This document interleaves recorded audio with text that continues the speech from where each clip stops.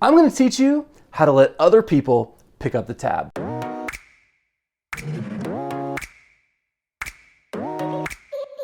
You know that feeling you get when you're eating out with someone and they pick up the tab? I mean, feels pretty good, right? I mean, you get all the benefits of the meal, okay? The nutrition, the full belly, and absolutely none of the wallet-draining downsides.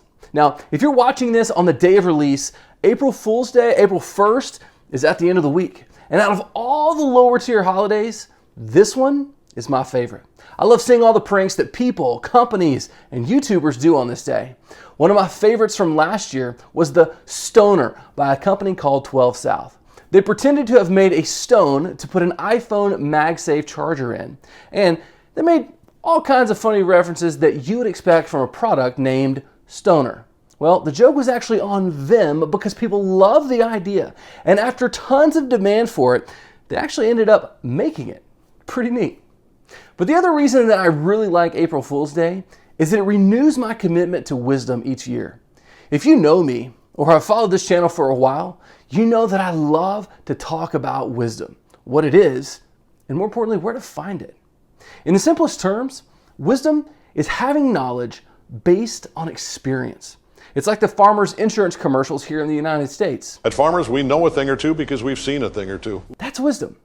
Knowing based on experience. But here's the thing. There's actually a wisdom shortcut. Yes, wisdom is based on experience, but you don't have to be the one to actually have had the experience yourself. You don't have to go through the school of hard knocks, make a bunch of bad decisions, or have even lived a long time in order to have wisdom. You can make someone else pay the wisdom tab for you.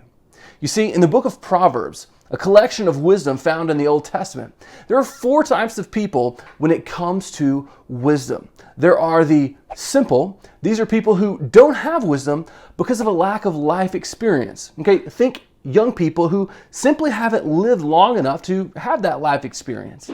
There are the wise. These are people who know a thing or two because they've seen a thing or two, and they make decisions in such a way that they minimize hardships and they live righteous lives. Then there are fools, those who have lived long enough to know better, but still choose to make poor decisions. And then finally, the mocker, who is not only a fool with his own life, but mocks and tears down others who seek to live wisely. Last year, I did a whole series on Proverbs, including explaining these 4 types in more depth. They will be linked below if you want to check those out. But to go back to the idea of gaining wisdom from experience, you have 2 options. You can either directly gain the knowledge, the experience yourself, or you can learn from the experience of others. Now let me illustrate this in a way that you know. You know that touching a hot stove is a really, really bad idea. And there's one of 2 ways that you have this wisdom. You either touched a hot stove yourself and therefore have wisdom based on your experience, or you have never touched a hot stove yourself, but instead you learn from others' unfortunate experience. See, you learn from experience either way, but one of those didn't involve pain on your part.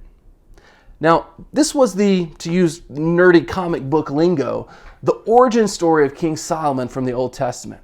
See, Solomon was the 3rd king of the united Israel and the first king to ever take the throne in a smooth transition of power. Now, we don't know how young he was when he assumed the throne after his father's death, but the scripture indicates that he was young. His father said this of him before his death: "My son, Solomon, whom God has clearly chosen as the next king of Israel, is still young and inexperienced." So one night, very early on in his rule, probably in that first year, God appears to Solomon in a dream and asks him, "What do you want? Ask and I will give it to you." Now, if God asked that to any young king, there could be a lot that could be asked for. He could have said, long life, wealth, the death of my enemies. But here's Solomon's reply: "Now, O Lord my God, you have made me king instead of my father David, but I'm like a little child who doesn't know his way around." He's acknowledging that he is simple. "And here I am in the midst of your own chosen people, a nation so great and numerous that they cannot be counted. Give me an understanding heart so that I can govern your people well and know the difference between right and wrong. For who by himself is able to govern this great people, not of his, but of yours? The passage continues. The Lord was pleased that Solomon asked for wisdom. So God replied, because you have asked for wisdom in governing my people with justice, and have not asked for a long life or wealth or the death of your enemies, I will give you what you've asked for. I will give you a wise and understanding heart, such as no one else has had or will ever have. I will also give you what you did not ask for, riches and fame. No other king in all the world will be compared to you for the rest of your life. God is telling Solomon, I'm picking up the tab for you. I will impart to you wisdom so that you can lead well. Then God gives Solomon a warning, one that Solomon sadly does not heed. He says, and if you follow me and obey my decrees and my commands as your father David did, I will give you a long life. You see, knowing the wise thing and doing the wise thing, they're not the same thing. At some point, Solomon becomes the fool he warns us not to be in Proverbs. He knows from experience what the best path is, but then he refuses to take it. That is foolish. But while Solomon was walking the path laid out by wisdom, his life and his kingdom was truly a sight to behold. Diplomats came from all over to hear him speak. The Israelite economy was booming and the living standards were super high. Even the famous Queen of Sheba marveled at his wisdom. Oh man, I mentioned the Queen of Sheba. The comments on YouTube are going to be weird. Anyway, what does King Solomon's story have to do with us? Well, we should seek wisdom. And yes, like Solomon, that means asking God directly for it. James 1:5 says, if you need wisdom, ask our generous God, and he will give it to you. He will not rebuke you for asking.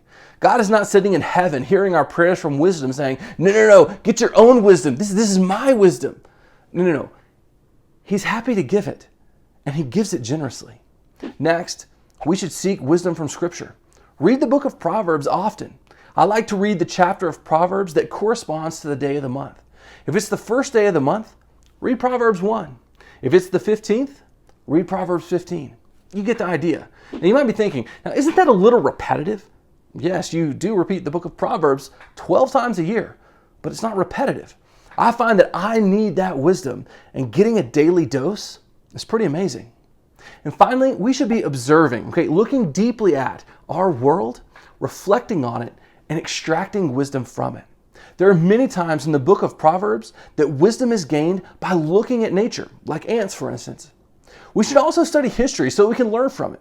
You know the saying, those who do not learn history are doomed to repeat it. That's wisdom, learning from other people's experiences. And it's even in more mundane things as well. You've probably said these words before. Yeah, if I had to do it all over again, I would. That's a reference to wisdom. Based on my experience, here's my knowledge. All of these things, learning from nature, from history, and even your own life, they require the discipline of observing, reflecting, and extracting. So, ask God, read Proverbs, and dig out wisdom for yourself. Then you'll be able to live a disciplined and successful life. Do what is right, just, and fair, and like Solomon, bring honor to the name of the Lord. Hey, I hope you learned something in this video. If you did, would you please consider sharing it on something like Facebook? Also, be sure to subscribe so that you can catch the next video when it drops. Special thanks to channel sponsor LifeWord. Check out all the great things that they're doing at lifeword.org. We'll see you next time. Grace and peace.